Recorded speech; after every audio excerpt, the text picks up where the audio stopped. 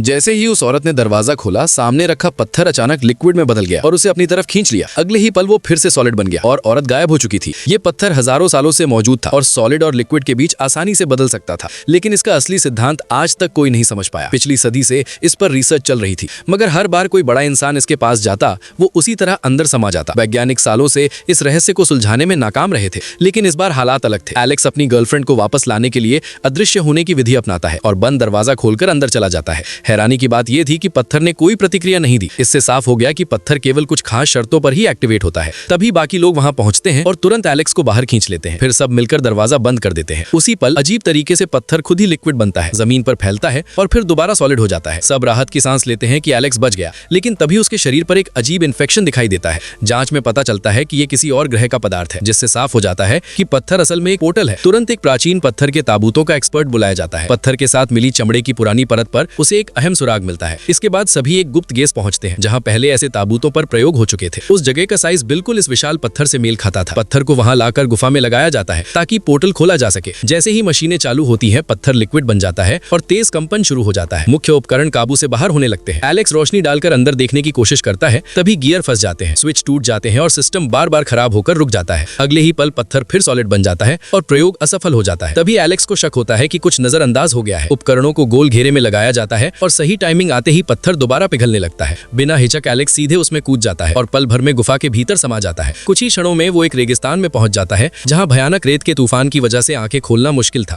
उसके पास केवल 1 मिनट था अपनी गर्लफ्रेंड को ढूंढकर वापस लाने के लिए, वरना पोर्टल हमेशा के लिए बंद हो जाता। थोड़ी दूरी पर एमिली उसे देख लेती है, लेकिन तेज हवा की वजह से दोनों एक दूसरे को पकड़ नहीं पाते। हालात पूरी तरह बिगड़ने ही वाले थे कि अचानक जोरदार धमाका होता है। पत्थर टूटकर बारीक रेत में बदल जाता है। किस्मत से एलेक्स जिंदा बच जाता है और उसकी गर्लफ्रेंड भी उसके साथ सुरक्षित बाहर निकल आती है।